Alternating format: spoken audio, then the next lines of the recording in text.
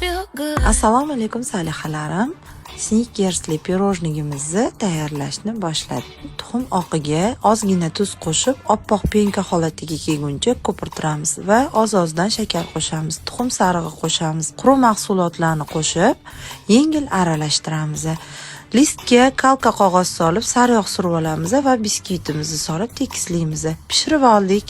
Endi bunga salofan paket yoyib, o'rab qo'yamiz. Sababi sinib ketmasligi uchun. Qaymoq, saxarli pudra, kakao qo'shib mikserlaymiz. Biskvitimizga suramiz. O'rab ozgina morozilkada qotirib olamiz va ustiga qolgan kremimizni surib, kusoklarga bo'lib chiqamiz. Endi ustiga shokoladning ganajini tayyorlaymiz. Shokolad, qaymoq mikrovolnovkada eritib olamiz va maydalangan yer yong'oq qo'shib olamiz va pirojnilarimizni ustiga quyib chiqamiz va xohishga qarab yasatamiz.